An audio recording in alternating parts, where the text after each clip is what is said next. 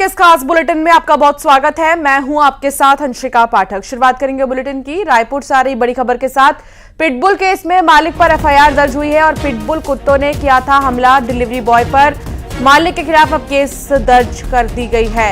लापरवाही बरतने पर केस दर्ज किया गया। डिलीवरी करने पहुंचे युवक पर कुत्तों ने हमला कर दिया था, जानलेवा हमला किया था और ऐसे में डिलीवरी बॉय जो है उस पर हमला किया था। इसके बाद अब मालिक पर केस दर्ज कर लिया गया है। पिटबुल, आए दिन पिटबुल से जुड़ी इस तरह की घटनाएं सामने आ रही हैं और बावजूद इसके लोग एहतियात नहीं बरत रहे हैं। डिलीवरी बॉय पर पिटबुल ने ऐसा हमला किया कि वो जख्मी हो गया।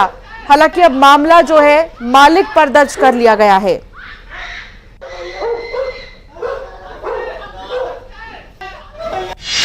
पिटबुल का आतंक, डिलीवरी बॉय पर अटैक, 3 पिटबुल का एक साथ हमला। रायपुर में पिटबुल नस्ल के कुत्तों का आतंक देखने को मिला और इनकी वजह से डिलीवरी करने आए व्यक्ति की जान आफत में पड़ गई। पिटबुल डॉगी के हमले का वीडियो भी सामने आया है। इन तस्वीरों में देखिए डॉगी किस तरह से डिलीवरी बॉय को नोच खाने पर आमादा है। वो गेट से निकलकर भागता है और कार के ऊपर चढ़ जाता है, लेकिन पिटबुल यहां भी उसका पीछा नहीं छोड़ते। कार पर भी उनका हमला जारी रहता है। डिलीवरी बॉय के शरीर से खून निकल रहा है। वो मदद को चिल्ला रहा है, लेकिन उसे मदद नहीं मिलती। अनुपम नगर का ये वीडियो है। बाद में बुरी तरह जख्मी युवक को अस्पताल में भर्ती कराया गया। कुछ दिन पहले लखनऊ से भी एक ऐसा ही मामला सामने आया था, जहां पिटबुल ने अपने मालिक की मां पर हमला कर दिया। हमले की वजह से महिला की मौत हो गई थी। पिटबुल बेहद खतरनाक माने जाते हैं, क्योंकि पिटबुल दूसरे डॉगी से ज्यादा मजबूत होते हैं। पिटबुल डॉग निडर होते हैं और इन्हें लड़ाकू माना जाता है। इनके जबड़े दूसरे डॉगी से ज्यादा मजबूत होते हैं। पिटबुल डॉग्स आपस में लड़ने के लिए बदनाम हैं। कुछ देशों में डॉग फाइटिंग के लिए पिटबुल का इस्तेमाल किया जाता है। पालतू कुत्तों के हमले के बढ़ते मामलों के बाद भारत में पिटबुल समेत 23 ब्रीड पर पाबंदी है। बावजूद इसके रायपुर में पिटबुल का मिलना सवाल खड़े करता है। Bureau report, news 18। तो देखा आपने कि पिटबुल जो है वो कितना खतरनाक ब्रीड है और इस खतरनाक ब्रीड से निपटना हर किसी के बस की बात नहीं है। खासतौर पर उनको ख्याल बहुत ज्यादा रखना होगा जिनके घर पिटबुल है, जो ये पालते हैं। वो तमाम सावधानियां, एहतियात बरतनी पड़ेंगी, नहीं तो इसी तरह कोई ना कोई इसका शिकार होता रहेगा। युगल तिवारी संवाददाता साथ जुड़ गए हैं। युगल, अगर हम किसी भी तरीके का कोई सामान रखते हैं तो उससे जुड़ी सावधानियों को भी जरूर ध्यान में रखते हैं, लेकिन डॉग के मामले में लोग बहुत ज्यादा लापरवाह होते जा रहे हैं और नतीजा ये कि डिलीवरी बॉय बहुत ज्यादा जख्मी हुआ। ये बिल्कुल देखिए, अक्षय राव का ये पिटबुल पालतू कुत्ता है और अगर हम बात करें तो अब पिछले कुछ महीने पहले से भारत सरकार ने एक गाइडलाइन जो जारी किया है और सभी पशुधन विकास विभाग को साथ ही निर्देशित भी किया गया है कि पिटबुल जैसे 23 ऐसे नस्ल हैं, उनके वो अगर कोई कुत्ता अगर पालता हो तो उसे लाइसेंस जारी ना किया जाए। अगर किसी के पास ये इस नस्ल के खतरनाक नस्ल के कुत्ते हैं तो उनकी बाकायदा नसबंदी करा ली जाए ताकि उसकी जो जनसंख्या है वो वृद्धि ना हो सके। तो बाकायदा इन गाइडलाइनों का पालन नहीं किया जा रहा है।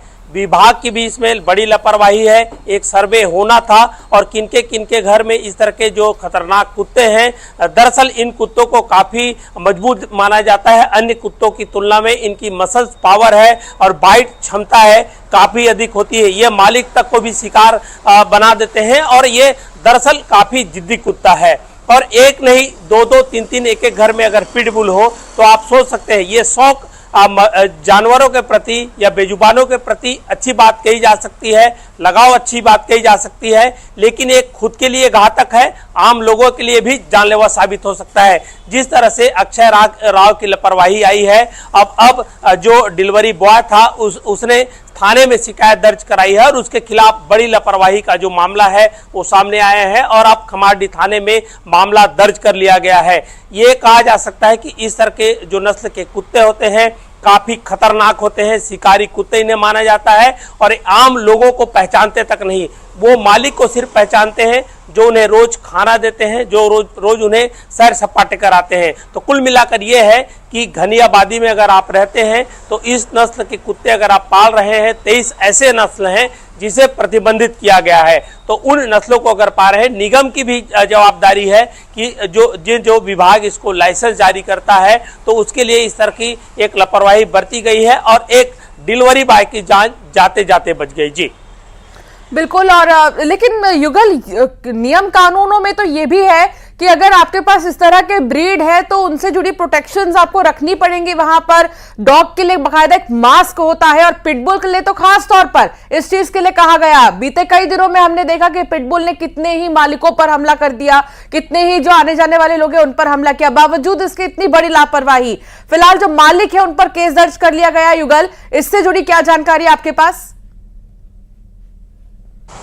जी बिल्कुल, देखिए गंभीर लापरवाही है अक्षय राव की, जिसने 2-2, 3-3 पिटबुल घर में रखा है, दरवाजा खुला हुआ है और बकायदा एक साइन बोर्ड भी लगाना होता है कि आप कुत्ते से सावधान रहें या फिर यहाँ पर खतरनाक कुत्ते हैं। इस तरह से अगर आप साइन बोर्ड अगर आप लगाएंगे तो लोग वैसे भी सहसा सचेत हो जाते हैं। लेकिन अक्षय राव की लापरवाही सामने आई है। अगर वहां पर मौके पर कार नहीं होता तो डिलीवरी बॉय की जान जा भी सकती थी। आप सोचिए, अगर उसके बजाय कोई छोटा बच्चा होता, कोई मासूम होता तो क्या स्थिति बनती। जिस तरह से एक मालिक, बिल्कुल, और ये सोचने की बात है, ये चिंता की बात है कि लोग जानवर को जब परिवार का सदस्य मानने लगते हैं तो उसमें कुछ सावधानियों को भी फिर ध्यान में रखनी ही पड़ेंगी। बहुत शुक्रिया युगल, आप बने रहिए हमारे साथ, आगे भी आपसे जानकारी लेते रहेंगे। रायपुर की बात करेंगे जहां कोयला कारोबारी के ऑफिस पर फायरिंग का सीसीटीवी सामने आया है। फायरिंग का यह पहला सीसीटीवी फुटेज है जो सामने आया। 2 नकाबपोश शूटर्स ने फायरिंग की है और फायरिंग के बाद कारोबारी का जो ड्राइवर और कर्मचारी वहां से भाग गए। सुरक्षा कर्मियों ने भी जवाबी फायरिंग की। सुरक्षा कर्मियों ने जवाबी फायरिंग में 2 से 3 राउंड गोलियां चलाई थी। घटना के बाद नकाबपोश शूटर्स मौके से फरार हो गए थे। थाने में आर्म्स एक्ट और हत्या के प्रयास का मामला दर्ज किया गया है। तो ये सीसीटीवी फुटेज आप देख रहे हैं, 2 नकाबपोश शूटर्स जो कि फायरिंग करते नजर आ रहे हैं। कोल कारोबारी के ऑफिस में फायरिंग की जा रही है और सरे राह बेधड़क बगैर डरे ये जो बाइक है वो भी मिली है।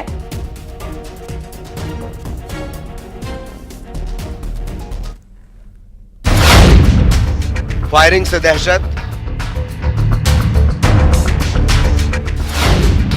निशाने पर कोल कारोबारी, सीसीटीवी में कैद शूटर्स। रायपुर में अमन साहू गैंग ने दहशत फैलाने की कोशिश की। तेलीबांधा के उद्योग भवन के पास कोयला कारोबारी के ऑफिस पर फायरिंग की। बाइक पर सवार 2 बदमाशों ने 2 बार फायरिंग की, पहली बार हवा में, दूसरी बार दफ्तर पर। गोलीबारी की इस घटना में कोई हताहत नहीं हुआ। वहीं फायरिंग के बाद बदमाश बाइक से फरार हो गए। इस दौरान दोनों सीसीटीवी में कैद हुए हैं। बताया जा रहा है कि लेवी वसूलने के लिए अमन साहू गैंग ने वारदात को अंजाम दिया। ये कोल व्यापारी को डराने के लिहाज से की गई वारदात है। ये घटना तब हुई जब पिछले ही दिनों पुलिस ने अमन साहू गैंग पर शिकंजा कसा था और 4 लोगों को गिरफ्तार किया था। ये झारखंड के अपराधी हैं और ये मैं आपको बताऊं, इसमें अमन साहू जो गैंग है लगभग 90 मामले उसके खिलाफ झारखंड में फायरिंग और अन्य लोगों के खिलाफ उसके गैंग के मेंबर के खिलाफ है। ये मामले में भी अभी हम लोग नाकाबंदी कर रहे हैं और जल्दी इस मामले की तार में भी हम लोग जाएंगे। इसमें एक सीसीटीवी फुटेज भी आया है, ऐसे अपराधियों की हम लोग पहचान भी करेंगे। ये कहा जा रहा है कि कारोबारी को निशाना बनाने के लिए दोनों बदमाश महावीर नगर चौक में रैकी कर रहे थे और काफी देर से कारोबारी के आने का इंतजार कर रहे थे। जैसे ही कारोबारी दफ्तर की तरफ जाने लगा, बदमाश तेजी से आए और फायरिंग की। इसके बाद निकल गए। बदमाशों ने अपनी बाइक अनुपम नगर जाने वाले रास्ते पर सड़क किनारे छोड़ दी और फरार हो गए। वारदात में इस्तेमाल की गई बाइक पर झारखंड का नंबर है। पुलिस ने फॉरेंसिक एक्सपर्ट की मदद से फिंगरप्रिंट लिए हैं, साथ ही आसपास के इलाके के सीसीटीवी खंगाले जा रहे हैं। अमन साहू गैंग की सक्रियता को लेकर छत्तीसगढ़ पुलिस एक्टिव थी। यही वजह है कि वारदात के पहले 4 बदमाशों को पुलिस ने गिरफ्तार भी किया था, लेकिन इस बार गैंग पुलिस को चकमा दे गया। ऐसे में लॉ एंड ऑर्डर को लेकर सवाल उठने लगे हैं। उम्मीद है इस मामले में पुलिस जल्द एक्शन लेगी और आरोपी पुलिस की गिरफ्त में होंगे। Bureau report, news 18। तो देखिए कि अमन साहू गैंग ने गोली चलाई है और गैंग के जो लोग हैं वो कितने सतर्क हो चुके हैं, कितने बेखौफ हो चुके हैं। कोई डर नहीं है, कोई खौफ नहीं है, अब बस टारगेट को खत्म करना है। युगल संवाददाता साथ जुड़ चुके हैं। युगल, सरेराह गुंडागर्दी, बदमाशी और शूटर्स जो है वो बगैर डरे, बगैर कुछ भी सोचे यहां पर पहुंचकर ताबड़तोड़ फायरिंग करते नजर आ रहे हैं। सवाल यह है कि क्या प्रशासन का, कानून का खौफ खत्म हो चुका है? जी बिल्कुल, देखिए अमन साहू गैंग की आमद है, दहशत अब वो फैलाने का प्रयास कर रहे हैं। इससे पहले 2 कोल कारोबारी रायगढ़ और रायपुर के जो कोल कारोबारी हैं उन्हें धमकी मिली थी और लेवी वसूली के नाम पर 4 आरोपियों को पहले ही पुलिस ने बड़े ही इंटेलिजेंस की सूचना पर पहले ही गिरफ्तार किया था। और उसने जो आरोपी है उन्होंने अपनी दहशत कायम करने के लिए अब आप देख सकते हैं कि कोल कारोबारी के जो दफ्तर है वहां पर फायरिंग की। जवाब में वहां पे जो सुरक्षा कर्मी तैनात थे उन्होंने भी फायरिंग की है और उसके बाद वहां पर भागे। लेकिन झारखंड पासिंग का एक जो बाइक है वो बरामद हुआ है और अब पुलिस है उसकी तलाश कर रही है कि आखिर ये बाइक कहां से है, चोरी की तो नहीं है। दरअसल इस तरह के जो अपराध घटित करते हैं आरोपी तो चोरी की बाइक का उपयोग करते हैं। तो तमाम बिंदुओं पर जांच है की जा रही है और कोल कारोबारी सहित अन्य कारोबारी हैं उन्हें दहशत फैलाकर उन्हें जान के मारने की धमकी देकर के मोटी लेवी वसूली का काम ये गैंग करता है। और जिस तरह से रायपुर के एसएसपी बता रहे थे कि 90 से अधिक मामले दर्ज हैं अमन साहू गैंग के खिलाफ और हालांकि उनके 4 जो गुर्गे हैं वो यहाँ पर रायपुर के सेंट्रल जेल में बंद है और उनसे पूछताछ की जा रही है। हालांकि पूछताछ में कई तरह की पूछताछ की गई लेकिन कोई अहम सुराग नहीं मिला है। लेकिन ये तय है कि जो आरोपी हैं, जो बदमाश हैं, उनके मंसूबे साफ हैं, वो जो कह रहे हैं उसे कर भी रहे हैं। तो ये पुलिस के लिए भी चुनौती है और खास करके उन गैंग के दहशत को खत्म करना प्रशासन की और पुलिस की बड़ी चुनौती है। देखने होगा कि कब तक आरोपी को पुलिस है वो गिरफ्तार कर पाती है। लेकिन इस तरह से दहशत, टेरर फैलाने का काम है अमन साहू गैंग के जो लोग हैं वो अब कर रहे हैं। और राजधानी रायपुर में, छत्तीसगढ़ में अमन साहू गैंग की दहशत एक बड़ी चिंता कही जा सकती है। जी बहुत शुक्रिया जानकारी साझा करने के लिए युगल। तो अभी लगातार जांच पड़ताल जारी है और जल्द से जल्द जानने की कोशिश होगी कि आखिर कौन थे शूटर्स। बिलासपुर में पेरोल पर छूटे 2 कैदी फरार हो गए हैं। दुष्कर्म के आरोपी दोनों कैदी मौके से फरार हैं। 2.5 महीने से ज्यादा समय से फरार हैं दोनों कैदी और 12 दिनों के लिए जेल से निकले थे दोनों। कैदियों की तलाश में पुलिस जुट चुकी है। रायगढ़ के रहने वाले हैं दोनों कैदी। पेरोल पर 2 कैदी बाहर निकले थे, छूटे थे, लेकिन अब वो फरार हैं। दोनों ही दुष्कर्म के आरोपी हैं और दोनों ही फरार हैं। उमेश मौर्य संवाददाता साथ जुड़ गए हैं। उमेश, क्या कोई स्पेशल ऑपरेशन चलाया जा रहा है? देखिए, केंद्रीय जेल से 12 दिन के लिए पैरोल पे छूटे जो दुष्कर्म के आरोपी चंद्रकांत, निषाद और परमेश्वर और कुणाल, ये दोनों 12 दिन के लिए इनको पैरोल पे छोड़ा गया था, लेकिन 2.5 महीने का वक्त बीत चुका है, अब तक ये वापस नहीं आए। लिहाजा इसकी रिपोर्ट जो है केंद्रीय जेल अधीक्षक जो है खोमेश ध्रुव, उन्होंने इसकी पूरी रिपोर्ट जो है सिविल लाइन थाने में दर्ज कराई है। अब पुलिस मामला दर्ज कर इन दोनों जो कैदी हैं इनकी तलाशी कर रही है। लेकिन कहीं ना कहीं ये बड़ी घटना है, क्योंकि देखिए 12 दिन के लिए छोड़ा गया था और उसके बाद केंद्रीय जेल प्रशासन अब जाग रहा है, 2.5 महीने बाद जाग रहा है, जबकि इन्हें तत्कालिक 12 दिन बाद अगर 13वें या 14 दिन तक नहीं पहुंचे थे तभी एक्शन लिया जाना था। कहीं ना कहीं केंद्रीय जेल प्रशासन की भी लापरवाही यहाँ पर निकल कर सामने। देखना होगा कि सिविल लाइन पुलिस इस पूरे मामले को लेकर किस तरह से जांच करती है और बंदियों को कब तक के हिरासत में लेकर फिर से जेल दाखिल करेगी। जी बहुत शुक्रिया उमेश जानकारी साझा करने के लिए। सूरजपुर में महिलाओं में झड़प का वीडियो सामने आया है। दो पक्षों की महिलाओं में झड़प हुई है। जमीन विवाद में जमकर मारपीट हुई है और मारपीट का वीडियो वायरल हो रहा है। मदनपुर गांव का यह मामला बताया जा रहा है। सूरजपुर में महिलाओं में झड़प का वीडियो सामने आया। दो पक्षों की महिलाओं में झड़प हुई है। जमीन विवाद में जमकर मारपीट देखने को मिले। आप देखिए कैसे ये दो महिलाएं जो है आपस में लड़ती झगड़ती नजर आ रही हैं और ऐसे में जमीन को लेकर पूरा जो विवाद है वो शुरू हुआ था।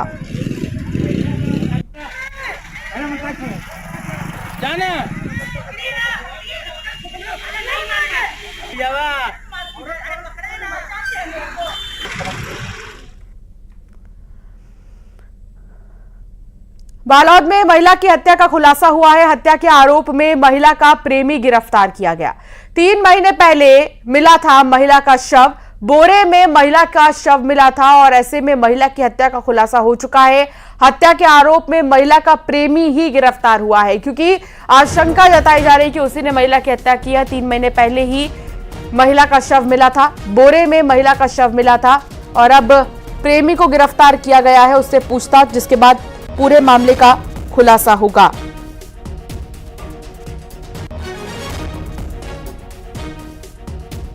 अभिषेक पांडे संवाददाता साथ जुड़ गए हैं। अभिषेक, क्या जानकारी आपके पास इस मामले में? देखिए, बहुत ही निर्मम हत्याकांड है का मामला है। साथ ही साथ अवैध प्रेम संबंध, उसके बाद उसमें भी धोखा, ये पूरा मामला है। महिला जो है उसका पति दूसरे जिले में काम करने के लिए रहता था। महिला अपने गांव में अकेली रहती थी। इसी बीच उसका आरोपी के साथ प्रेम संबंध बना और कुछ समय बाद उसी महिला का एक और किसी व्यक्ति से अवैध संबंध बन गया। इसकी जानकारी उसके पहले प्रेमी को लग गई और उसने इसी बात का बदला लेने के लिए महिला की जो निर्मम हत्या की, पहले उसका गला घोटकर उसे उसकी जान ली। बाद में उसके शव को जलाया और बाद में उसके कई टुकड़े कर दिए, उसे बोरे में भरकर फेंक दिया था। पुलिस को काफी इस मामले में सुराग ढूंढने में और शिनाख्ती करने में बहुत दिक्कत आई, लेकिन आप जानकर हैरान होंगे, महिला का नेल पॉलिश, महिला के पैर में जो पायल था और उसने जो काला धागा पहना था, इन जैसी चीजों को लेकर पुलिस ने जो है शुरुआती सुराग हाथ लगा। बाद में कॉल रिकॉर्ड्स को लेकर फिर कुछ सबूत मिले, तब जाकर आरोपी तक पुलिस पहुंच पाई और अब ये बड़ी कामयाबी पुलिस को मिली है। जी, बहुत शुक्रिया जानकारी साझा करने के लिए अभिषेक। अंबिकापुर में पत्नी की हत्या कर पति ने शव दफना दिया है। घरेलू विवाद में वारदात को अंजाम दिया। वारदात के 2 महीने बाद ही खुलासा हुआ है। पत्नी के लापता होने का नाटक कर रहा था पति।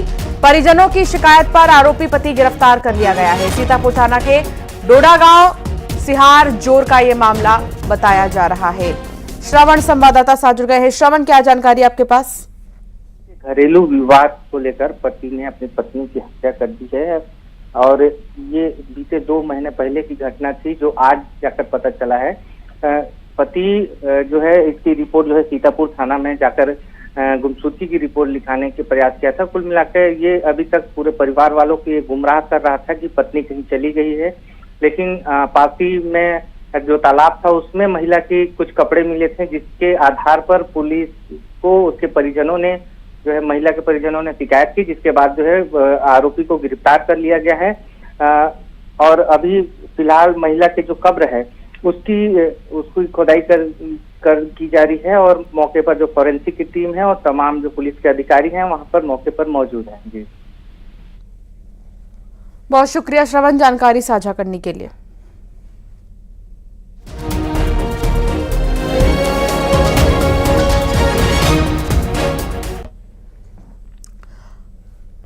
और अब एक नजर टॉप 20 खबरों की ओर।